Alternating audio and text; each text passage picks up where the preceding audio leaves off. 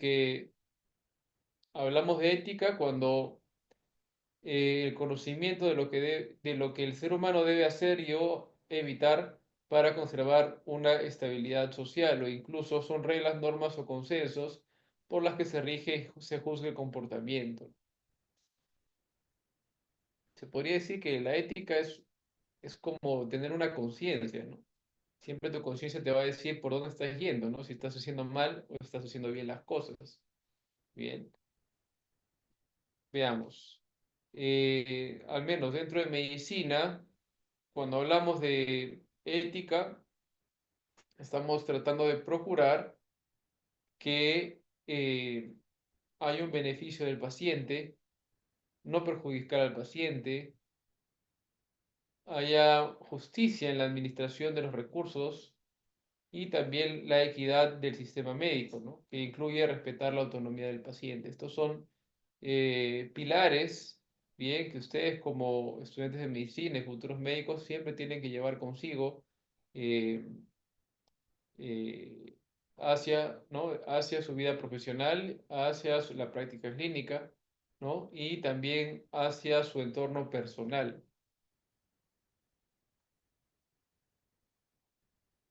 Existen organismos que plantean, ¿no? que proponen ciertos aspectos de estandarización de la ética, ¿no? Por ejemplo, tenemos la Asociación Médica Mundial que planteó el Código Internacional de la Ética Médica.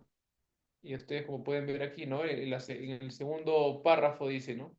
La Asociación Médica Mundial, el organismo que propugnó esta serie de normas originadas en el año 1949 y enmendadas en distintos congresos en los años 1968 y 1983. Es importante que ustedes lleguen a descargar este documento y lo vayan revisando.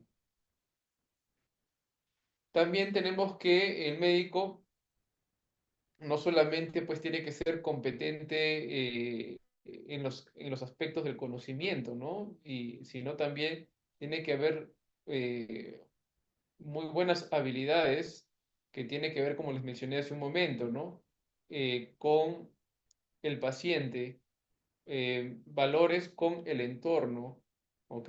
Ustedes siempre tienen que de alguna manera tratar que los pacientes sean atendidos de la mejor manera posible, ¿no?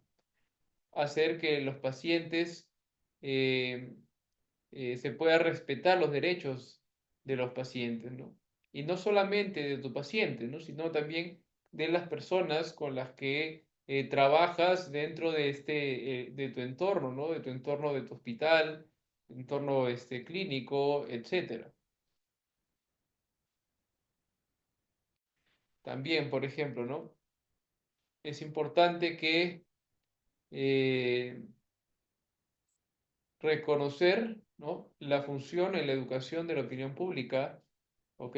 La forma en cómo ustedes van a tener que obrar con los pacientes, ¿bien? Buscar atención y cuidados apropiados si sufre de una enfermedad mental o física también, ¿no? O sea, ciertamente, eh, por ejemplo, ¿no? Yo hace muchos años atrás conocí la historia de un cirujano, cirujano peruano, que ya estaba retirado, más o menos tenía casi 70 años. Y él justamente se había retirado porque, por cuestiones, unas depresiones, ¿no? Por temas familiares bastante críticas, bueno, entró en temas del alcohol y no pudo dejar su vicio. Bien, y entonces, ciertamente, ese cirujano tomó, o sea, hizo una introspección, ¿no? Que ciertamente, pues, hizo una valoración personal que cómo va a hacer una cirugía, cómo va a empezar, cómo va a continuar haciendo cirugías si no puede salir de ese estado anímico, ¿no? Con esos vicios en los cuales se encuentra, ¿no? Entonces tuvo que dejar la práctica clínica y se tuvo que retirar. Bien, entonces, eso es una parte de la ética, ¿no? O sea, ustedes siempre tienen que tener en cuenta también, le agregamos aquí un punto más, ¿no? ustedes tienen que conocerse a sí mismos, ¿bien? Ese es un punto importante, ¿no?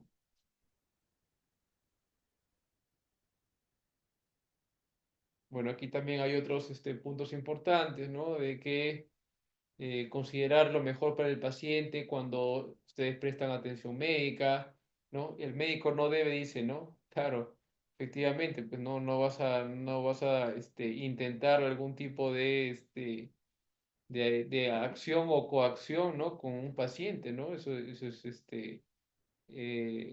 está prohibido, ¿no? Bueno, para la carrera de ustedes, más que tal vez en otras carreras, ya que ustedes tienen contacto directo con las personas, ¿no? Bien.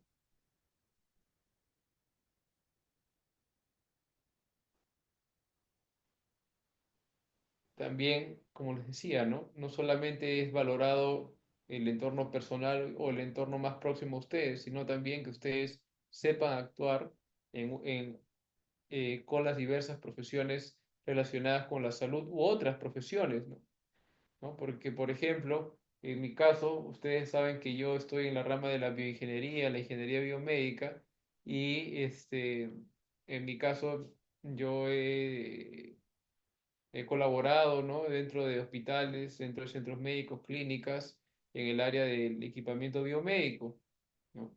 Y por mi parte, yo he tenido que pues, entablar conversaciones, coordinaciones, gestión, entre otros puntos, en conjunto con médicos, ¿no? Entonces, el médico, para que yo lo pueda entender al médico, ¿ok? Y para que el médico pueda entenderme a mí, ¿no? Entonces, hay un tema de una gestión personal, una gestión bajo las normas éticas, ¿bien?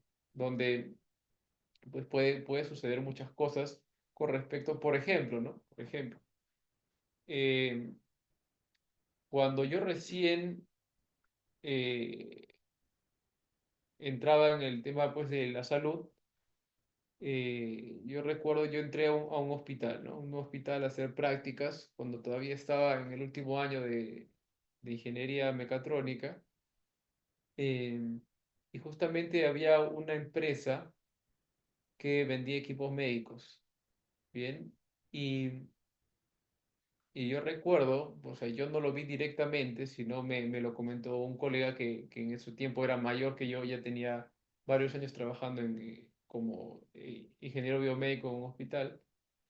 Me comentó que esta empresa, o sea, recibía los equipos médicos, bien, pero llegaban a Perú sin una etiqueta, bien, sin la etiqueta con la cual debería entrar al hospital, bien, para que ya el hospital adquiera el equipo y empiece a ser utilizado.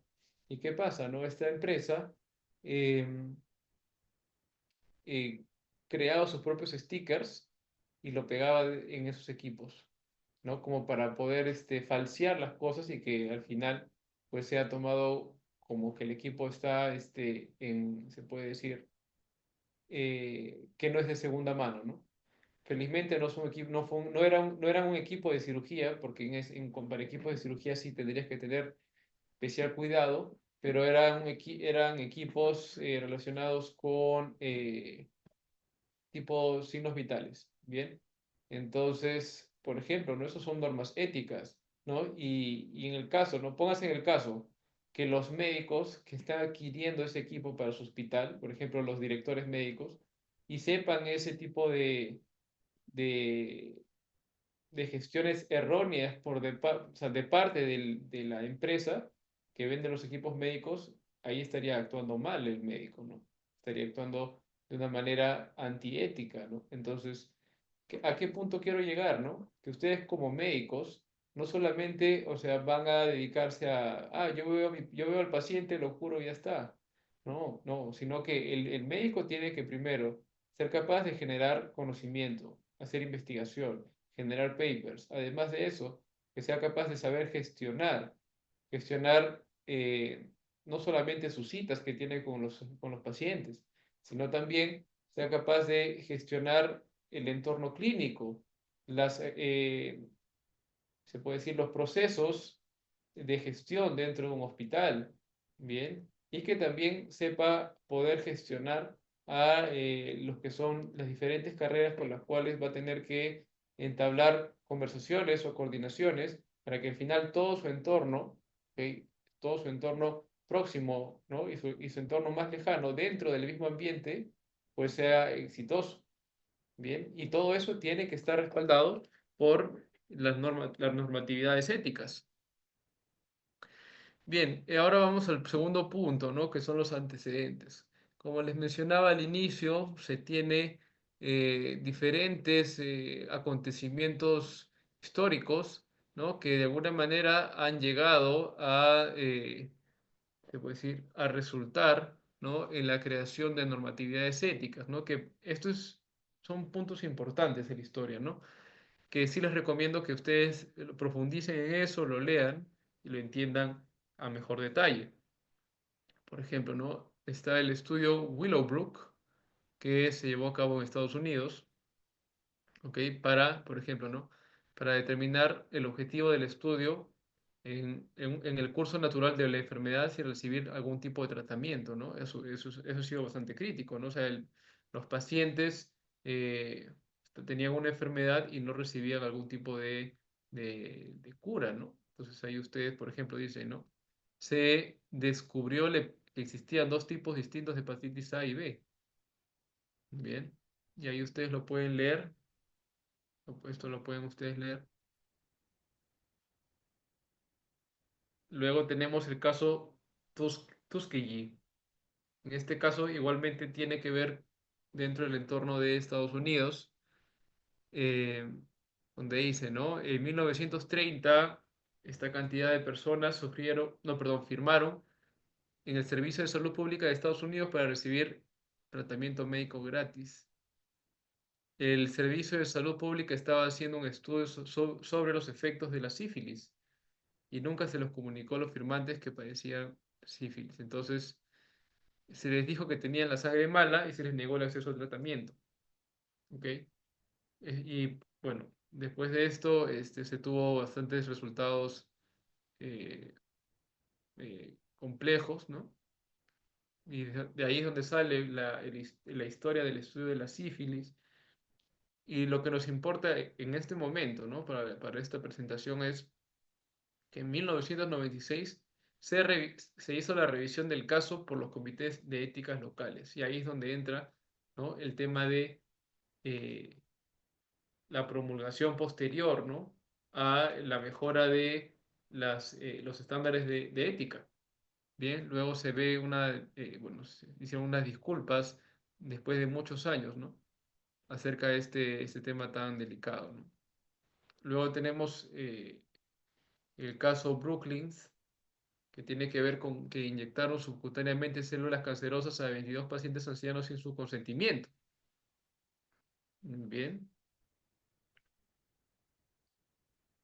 y pues se informó a los pacientes de lo que se hacía con ellos, aunque a algunos se les dijo que estaban colaborando en una investigación. Claro, eso pues definitivamente es antiético, ¿no? O sea, todo lo que ustedes vayan a realizar en su ambiente clínico, su ambiente médico, tiene que ser informado a los pacientes. No le puedes dar una pastilla, ¿no? Porque, y en contra de, o sea, si es que el paciente no sabe, ¿no? Todo tiene que ser de manera consciente. Bien, experimentos nazis, ¿no? De aquí es donde entra a tallar mucho tema ético, ¿no? Porque justamente ustedes saben que en este caso, ¿no? Los nazis eh, realizaban experimentos en contra de la voluntad de muchas personas, ¿no? A la fuerza. ¿No? Que si bien es cierto, con este tipo de estudios hicieron muchos descubrimientos respecto a la salud, también esto conllevó a la promulgación de muchos estándares, ¿no? Estándares relacionados con la ética. Bien. Y ahí es donde sale el código de Nuremberg. ¿Ok? Los invito a que ustedes puedan luego leerlo. Bien.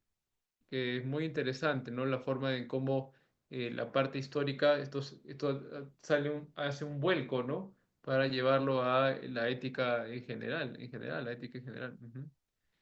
Luego tenemos la Declaración de Helsinki, que ya eso tiene que ver con la promulgación misma de las estándares de la ética. Bien, este se puede decir que es el documento fundamental en el campo de la ética de la investigación biomédica. Ok, entonces los invito también a que ustedes puedan leerlo, puedan revisarlo. Aquí también hay una línea de tiempo, ¿no? Con respecto a diferentes subtemáticas que conllevan a los temas éticos. Tenemos también el reporte de Belmont, eh, donde se busca el tema del respeto a las personas, la beneficencia y la justicia. Si ustedes se dan cuenta que todo este tema de la ética se puede resumir en los años 1900 al año 2000 aproximadamente, ¿no?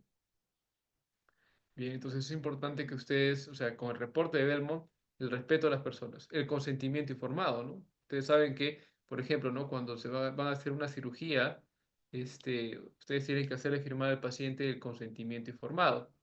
Bien, entonces es allí más o menos donde tiene sus inicios en poder presentar este formato, ¿no? Este documento. Luego tenemos em, la evaluación cuidadosa del riesgo-beneficio. Bien, ustedes, o sea, tienen que ver que no deben de hacerle daño al sujeto, deben de prevenir el daño, evitar la malicia y promover la bondad. Y la justicia se basa en la selección de los sujetos a estudiar, donde, por ejemplo, ¿no? Se debe tratar a los sujetos imparcialmente. Es un punto importante también.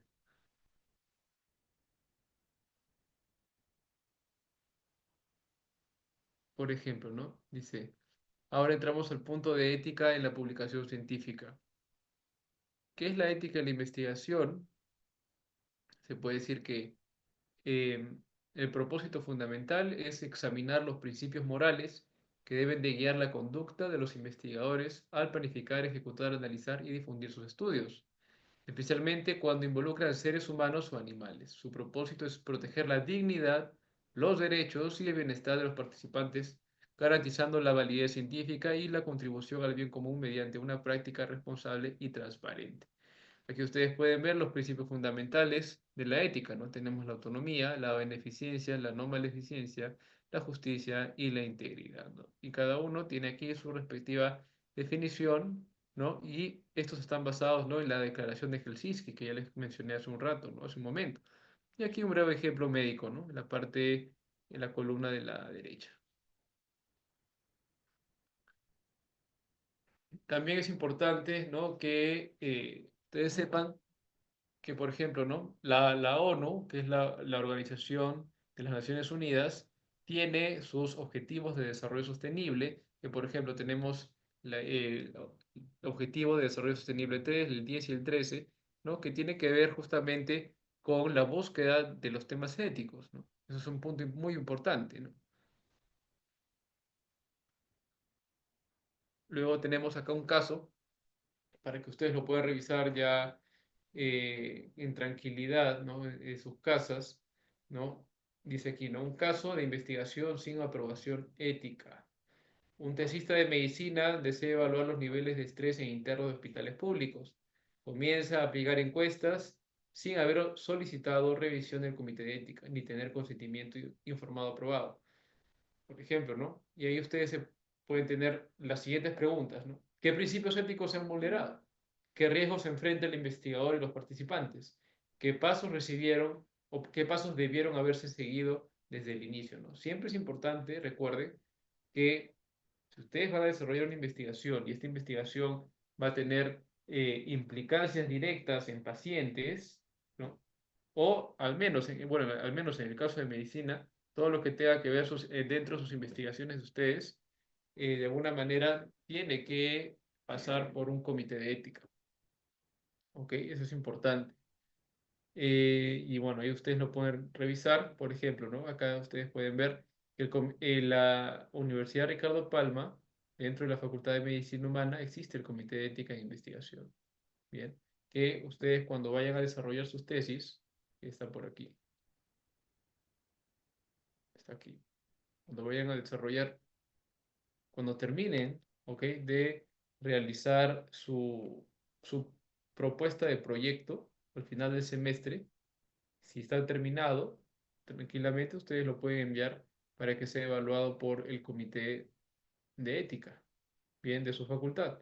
Y cuando ustedes ya lo quieren llevar a ejecutar en el centro de salud, por ejemplo, ustedes tendrían que volver a pasar por el comité de ética de ese establecimiento de salud y tienen que probarles para que recién ustedes puedan hacer la ejecución de su proyecto. ¿De acuerdo? También aquí hay un punto importante, ¿no? Justamente aquí. En Perú hay una resolución que involucra las consideraciones éticas para la investigación en salud con seres humanos, ¿no? Ahí está, para que ustedes puedan revisarlo. Y también la OMS eh, publicó las pautas éticas internacionales para la investigación relacionada con seres humanos. Recuerden que el compromiso ético del investigador con sus respectivas publicaciones científicas, ¿qué va a hacer? Va a contribuir al aumento de los conocimientos que se van incorporando a las competencias profesionales y a la buena práctica clínica. ¿De acuerdo? Es importante evitar la invención, ocultación, manipulación o falseamiento de datos. Por ejemplo, ¿no? Ya que ustedes trabajan con bases de datos de hospitales, no pueden, si por ahí les falta información, no pueden inventar. No pueden inventar, o sea, de ninguna manera, eso no es factible. Bien, recordarles que aquí, dentro de la estructura de su plan de tesis, involucra una parte de aspectos éticos.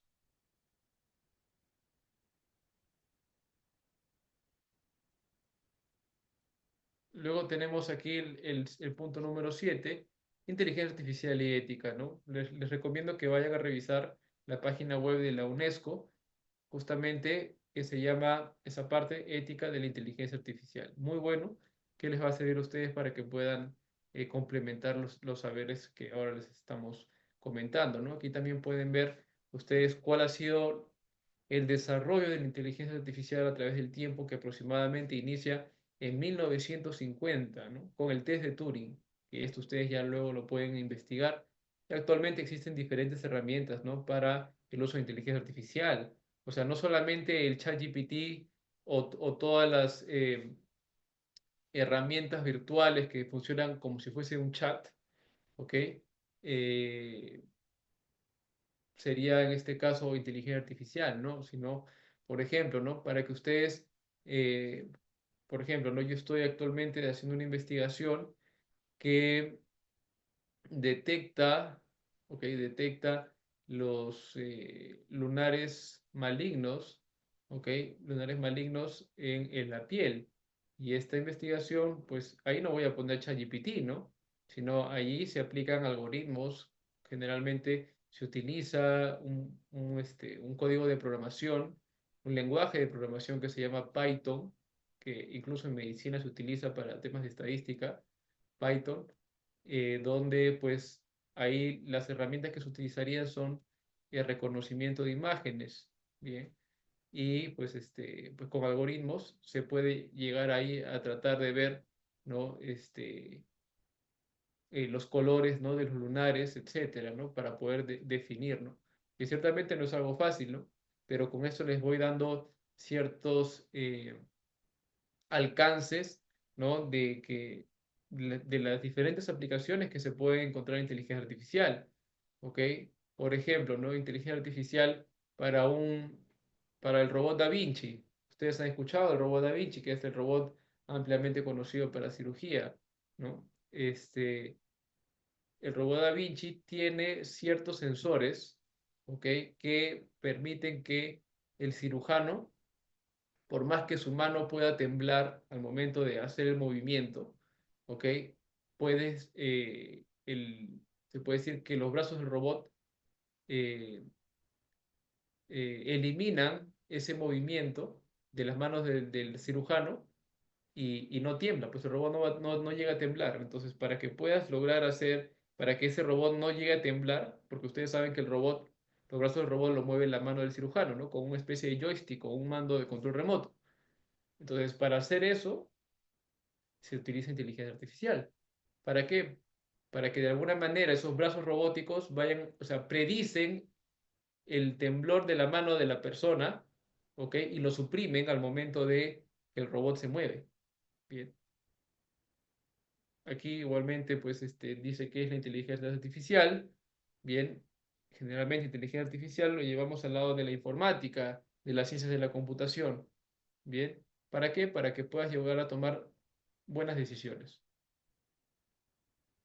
Bien, eh, aquí ustedes pueden ver tres bloques importantes de cómo la inteligencia artificial puede ayudar, ¿no? Puede ayudar en gran manera, ¿no? En gran manera para la gestión de la investigación, ¿ok? Por ejemplo, ¿no? Si ustedes me preguntan a mí, doctor, ¿usted utiliza inteligencia artificial o el ChatGPT o otras herramientas de estos de tipo chat para escribir sus papers? Personalmente no. Yo no utilizo, o sea, ¿para qué utilizo yo ChatGPT? Si, por ejemplo, ¿no? Yo quiero conocer definiciones de temas muy complejos, ¿ok? Entonces yo le digo, mira, ¿qué significa esto? Ya, y me da una noción, ¿no? O si no le digo, ya, la verdad me hago un ejemplo para poder entender mejor, perfecto. Pero para poder redactar, en general, yo no utilizo ChatGPT. ¿De qué manera sí se podría utilizar ChatGPT? Por ejemplo, ¿no? Estás desarrollando las preguntas PICO, ¿ok? Para hacer la revisión, artículo de revisión. Y o sea, sí es completamente válido. Por ejemplo, yo soy revisor para revistas de la editorial Nature y sí es completamente válido, ¿ok? Pero únicamente para que tú puedas entender cómo se puede generar las preguntas Peacock. Puedes hablar con la ChatGPT y te da las preguntas Peacock y a partir de ahí puedes, para que puedas generar una mejor comprensión en el desarrollo de tu tema. Pero ciertamente esas preguntas Peacock generadas no vas a copiar y pegarlas en el paper.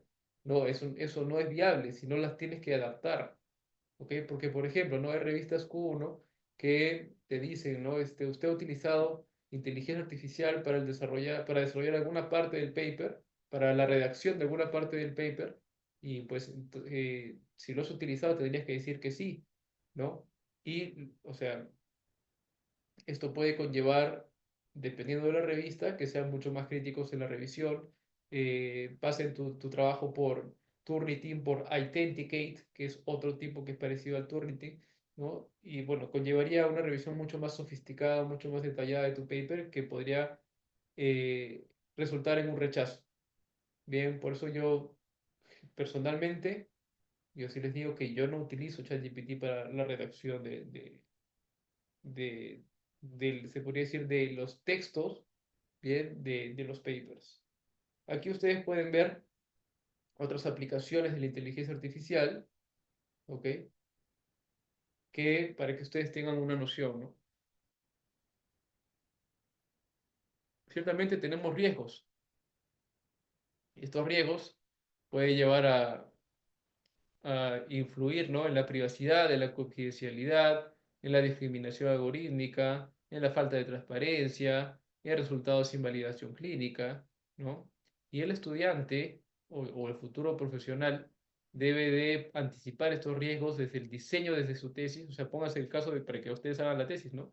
Y someter su protocolo de evaluación de ética institucional, ¿no? Siempre hay que tener en cuenta, ¿no? No solamente ustedes van a poder verse tentados con el uso del ChatGPT para un paper, sino para sus tesis, ¿no? Sus tesis de pregrado, tesis de posgrado, y hay que tener mucho, mucho cuidado en eso, ¿no? Con el uso del ChatGPT, entre otros.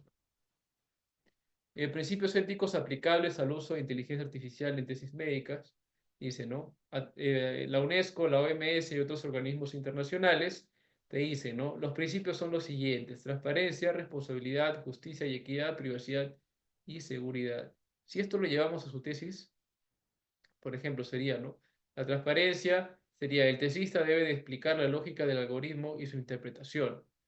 La responsabilidad, asumir las consecuencias, ¿ok?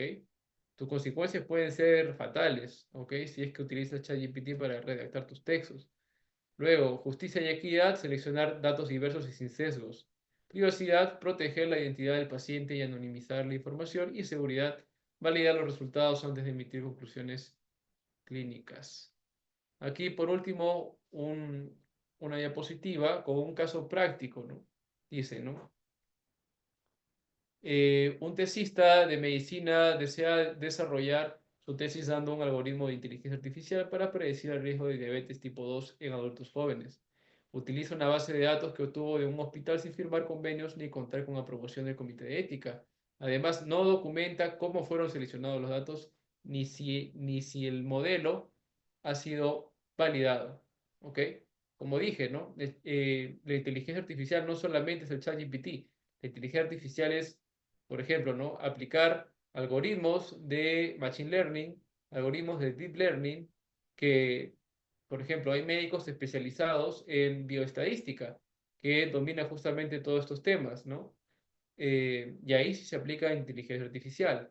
Y, por ejemplo, justamente este caso práctico que les muestro aquí puede ser una adaptación, ¿no? de el uso de inteligencia artificial con algoritmos, puede ser bioestadística en una tesis de un médico, ¿no? Un estudiante de medicina que puede haberse especializado durante la carrera en bioestadística. Bien, entonces ahí ustedes pueden ver, ¿no? Que ciertamente evalúan el escenario, ¿no? Y efectivamente se ven que puede haber varias fallas críticas en el proceso, ¿no?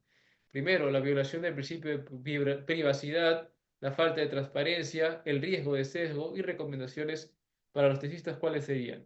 Presentar un protocolo detallado ante el Comité de Ética en investigación antes de recolectar o analizar los datos, además de garantizar acuerdos formales de uso de datos con los centros de salud y posteriormente incluir en la tesis un análisis del funcionamiento, limitaciones y riesgos del modelo de inteligencia artificial empleado. Recordar que el uso de inteligencia artificial en investigación médica ofrece enormes beneficios, pero refiere a aplicar principios éticos sólidos para evitar riesgos. El investigador debe de asumir la total responsabilidad y garantizar un uso transparente, justo y seguro. Bien, entonces con ello hemos concluido la sesión del día de hoy.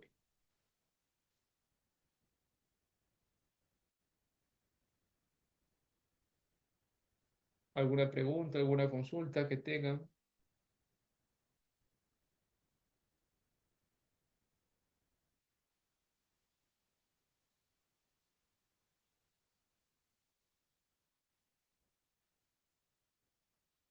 Bien, entonces muchas gracias. Ha sido un gusto compartir con ustedes esta clase del día de hoy.